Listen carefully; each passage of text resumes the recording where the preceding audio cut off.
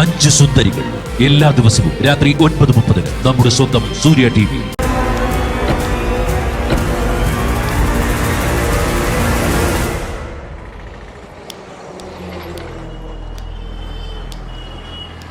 ശരവണനെ മറക്കണമെന്ന് പറയാനാണെങ്കിൽ അത് വേണ്ട, നടക്കില്ല. ഇടി ശരവണൻ ആരാണെന്ന് നിനക്കറിയോ? ഇപ്പൊ വീട്ടിൽ വന്ന് പ്രശ്നം ഉണ്ടാക്കിയില്ലേ ശരത്ത്? അവന്റെ വലങ്കയായിരുന്നു ശരവണൻ. ശരത്ത് ഏത് നിമിഷവും പോലീസിന്റെ പിടിയിലാവും. എന്ത് കുറ്റത്തിനാണെന്നറിയാമോ? കൊലപാതകത്തിന്. ആ കേസിൽ ഇവനും പെടും, ഈ ശരവണൻ. പെട്ടോട്ടെ, എനിക്ക് സങ്കടം ഇല്ലെങ്കിലോ? നിന്നെ അവൻ എന്തെങ്കിലും ചെയ്താലോ? എന്ത് ചെയ്യാൻ? ഒന്നും ചെയ്യില്ല. നിന്നെ കൊന്നാലോ? എന്തും ചെയ്യാൻ മടിയില്ലാത്തവനവൻ. ഞാനിപ്പോ ഏത് മാനസികാവസ്ഥയിലാണ് ജീവിക്കുന്നതെന്ന് അറിയാലോ. എന്റെ ചുറ്റും ഇരുട്ട. അതിനൊരു ഇളക്കം തട്ടിയത് ഈ ശരവണൻ വന്നപ്പോഴാ.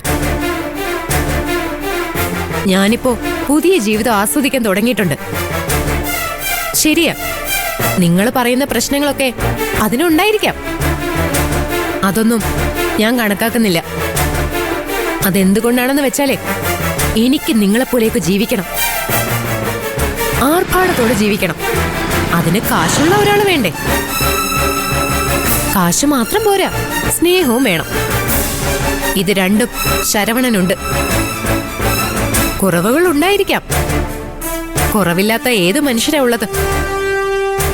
നിങ്ങൾക്ക് കുറവുകളില്ലേ? അക്ഷര ചേച്ചിക്കില്ലേ?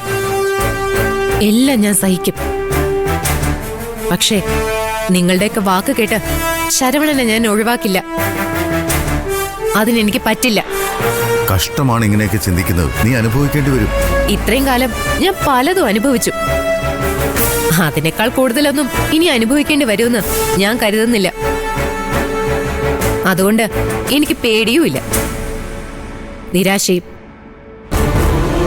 ഒരപേക്ഷയുണ്ട്. കാണുമ്പോ ഇങ്ങനെ ഉപദേശിക്കരുത്. ബോറാത്, സഹിക്കാൻ പറ്റുന്നില്ല.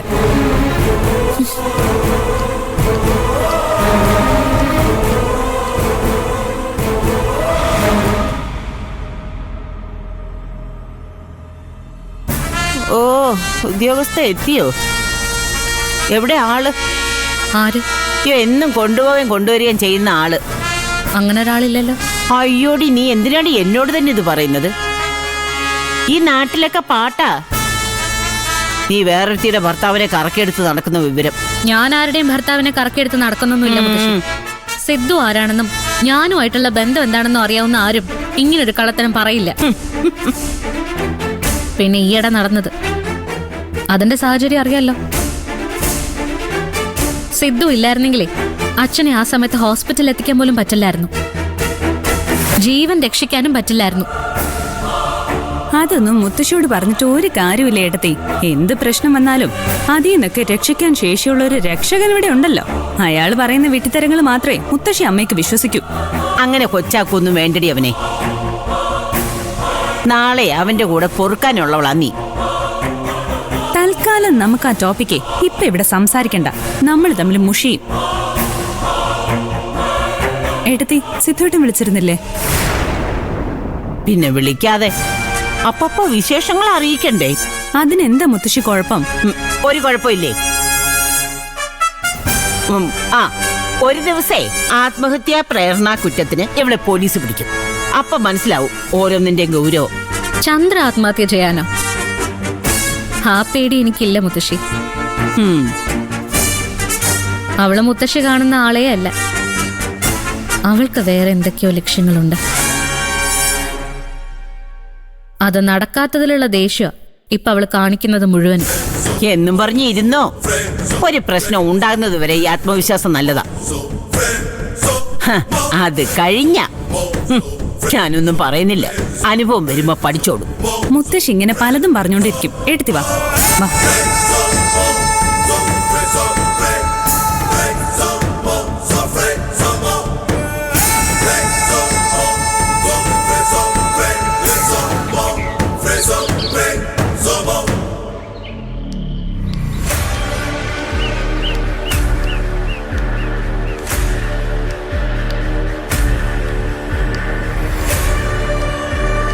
അമ്മയ്ക്ക് നല്ല ക്ഷീണമുണ്ടല്ലോ. ഭക്ഷണമൊന്നും ശരിയാവുന്നില്ലേ? നീ വിളിച്ചെന്തിനാന്ന് പറ. ഇനിയിപ്പോ അതങ്ങ് നടത്തിയേക്കാം അല്ലേ അമ്മേ? ഏത്? ഏതായിരിക്കും? എന്റെ 16 അടിയന്തരാണോ? ഒരു നല്ല കാര്യം പറയാൻ വരുമ്പോഴാ അമ്മയുടെ ഒരു... എന്റെ അമ്മ എന്റെ കല്യാണത്തെക്കുറിച്ചാണ് ഞാൻ പറഞ്ഞത്. അതിന് ഞാനെന്ത് ചെയ്യണമെന്നാ? അമ്മ മുൻകൈ എടുക്കണം. അവിടെ ചെന്ന് സംസാരിക്കണം അവരോട്. അത് വേണോ? മനോഹരന്റെ ഇപ്പോഴത്തെ ഒരു അവസ്ഥ. മനോഹരന്റെ അവസ്ഥയ്ക്ക് ഒരു കുഴപ്പമില്ലമ്മേ. മനോഹരൻ ചത്തുപോയി എന്നങ്ങ് വിചാരിക്കേ, എന്റെ കല്യാണം നടക്കില്ലേ? എന്നാലും നമുക്കൊരു മാന്യതയില്ലേ? മാനിയെ നോക്കിക്കൊണ്ടിരുന്ന അവളെ വേറെ ആണുങ്ങൾ കെട്ടിക്കൊണ്ടുപോകും. നിത്യയെ കെട്ടണമെന്ന് നീ എന്തിനാ ഇത്ര വാശി പിടിക്കുന്നേ? അതിനെന്താ ഇത്ര ഗുണം? അതൊന്നും തൽക്കാലം ഇപ്പൊ അമ്മ അറിയണ്ട. ഒന്നും കാണാതെ ഞാൻ ഒന്നും പറയില്ല, നമുക്കറിയാലോ. ഒരുപാട് പടികളുള്ളൊരു കെട്ടിടം, അതാ അമ്മേ ഞാൻ എപ്പോഴും സ്വപ്നം കാണാറ്. കയറി കയറി അങ്ങ് പോണം. മുകളിൽ ചെല്ലുമ്പോ സ്വർഗം പോലിരിക്കും. അത് ചെന്ന് കയറുമ്പോഴല്ലേ പറയാൻ പറ്റുമോ? ഇതാ അമ്മയുടെ കുഴപ്പം. മൊത്തത്തിലൊരു നിരാശ അമ്മയ്ക്ക്. ഇത്രയും കാലം ഇങ്ങനൊരു കുഴപ്പം അമ്മയ്ക്ക് ഉണ്ടായിരുന്നില്ലല്ലോ. പ്രായമായി വരെയല്ലേ, അതിന്റെ ആവും. അതുകൊണ്ടാണ് അമ്മ പറഞ്ഞത് എത്രയും പെട്ടെന്ന് എന്റെ കല്യാണം നടത്തണമെന്ന്. കാത്തിരുന്ന് മടുത്തമ്മേ. ഇനി വഹിച്ച എല്ലാം ഇട്ടർ ഞാൻ എന്റെ പാട്ടിന് പോകും.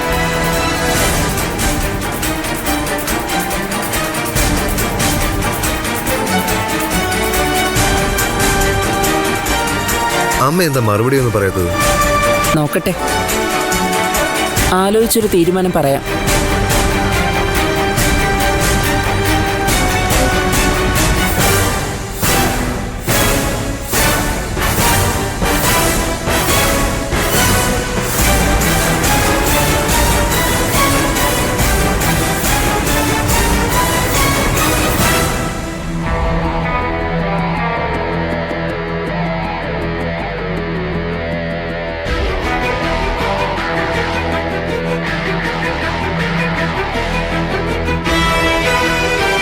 അവളെ ഭദ്രമായിട്ട് എത്തിക്കേണ്ടിടത്ത് എത്തിച്ചോ?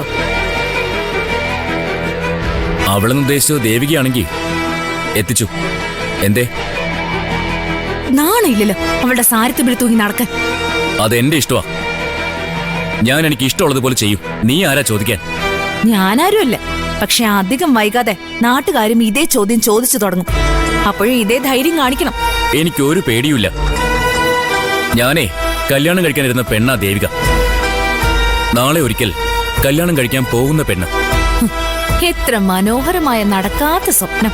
നടക്കൂ ഇല്ലെന്നൊക്കെ അധികം വൈകാതെ തന്നെ നിനക്ക് മനസ്സിലാവും.